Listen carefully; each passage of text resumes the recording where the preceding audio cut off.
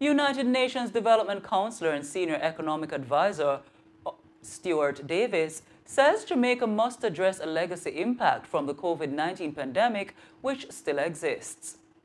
Davies made the remarks last Thursday at the Jamaica Manufacturers and Exporters Association JMEA Manufacture 360-degree conference held at the AC Hotel in Kingston. This perspective contrasts with an earlier forecast from the Planning Institute of Jamaica, PIOJ. In February 2023, the PIOJ predicted that Jamaican economy would return to pre-pandemic levels by fiscal year 2022-2023, 1 year ahead of previous expectations. During the same period, PIOJ Director General Dr. Wayne Henry also noted that the country was on track for a full economic recovery sooner than anticipated. However, 2 years down the road, Davies says despite signs of recovery, the pandemic's lingering effects continue to challenge Jamaica's economic progress.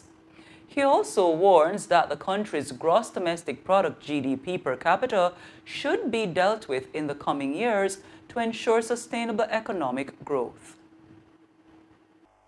What we're seeing is that even though we're 4 or 5 years on from the COVID crisis, and we're seeing that forecasters now have a more certain perspective of where the Jamaican economy is heading,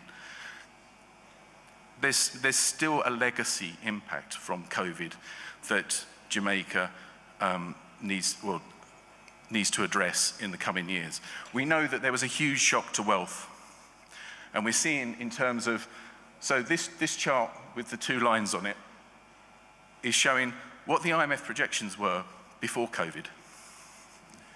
So the purple line shows where the Jamaican economy was expected to head before the COVID pandemic affected globally. And the blue line are the most recent IMF projections for that were announced at the spring meetings this year.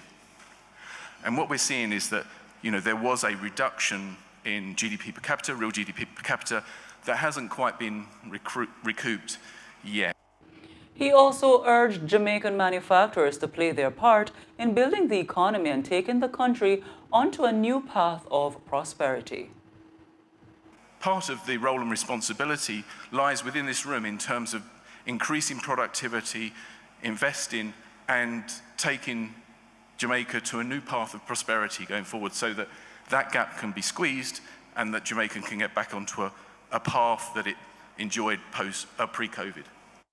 Referencing business challenges in Jamaica and the upcoming World Bank Be Ready assessment, the UN Senior Economic Advisor has this to say to Jamaican manufacturers.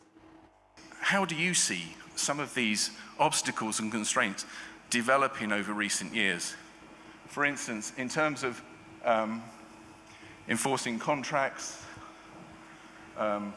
trading across borders, paying taxes, those where Jamaica was assessed as not ranking as highly, how have they progressed over the recent years? We would love to know, and we would love to see progress in those areas to provide a more enriching, enabling environment for business to flourish.